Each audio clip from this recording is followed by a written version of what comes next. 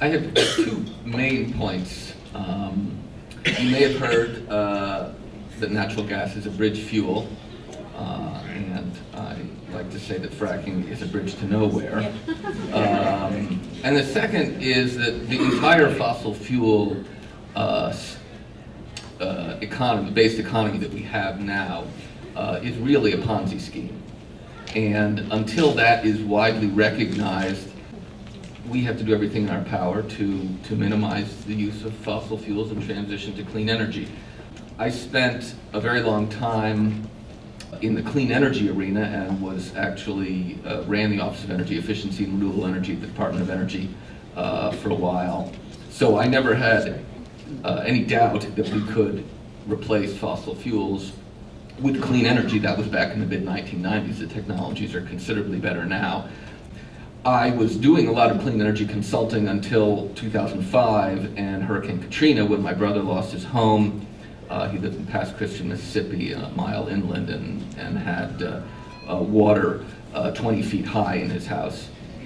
So he wanted to know if he should rebuild, and since I have a physics and oceanography background, I started talking to climate scientists and learned two things, one of which was the situation was considerably more dire than I had realized, and I thought things were pretty dire back then. And secondly, scientists were doing a really lousy job of communicating this. So I stopped doing clean energy consulting and started doing communications full time. There's a quote I'll read from the president of the American Gas Association. In fact, gas energy, currently America's largest domestically produced fuel, could prove to be the keystone to solving the nation's energy crisis by serving as the, quote, bridge fuel to the next century's renewable energy technologies. He said that in 1981, 31 years ago. So I'd like to say this is the longest bridge in history. The Golden Gate Bridge only took 4 years to build. The fact is that we were told back in the 1980s that we had to transition off of fossil fuels to avert seeing a lot more Katrinas and now a lot more Sandys, a lot more extreme weather, the kind of drought, the kind of unusual heat waves that we've seen, the sea level rise, which is making the superstorms more destructive. It was estimated that every inch increase in storm surge displaced 6,000 people in Hurricane Sandy. So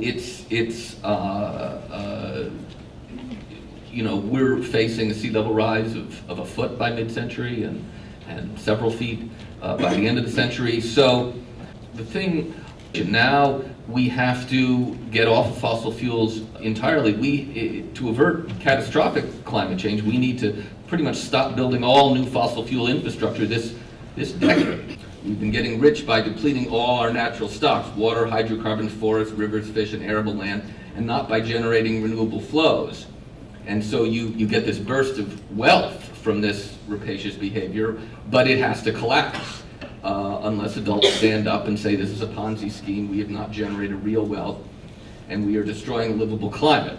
Obviously, real wealth is something you can pass on to your children and they can pass on to their children.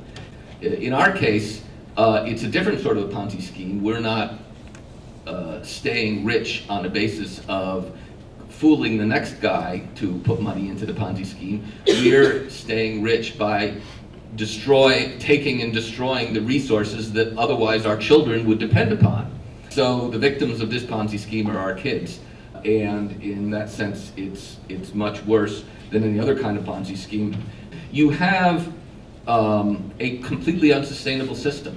You are trying to replace, you're trying to dig more of a hydrocarbon out of the air, out of the earth, and the hydrocarbon, burning a hydrocarbon, you know, releases carbon pollution, which traps heat.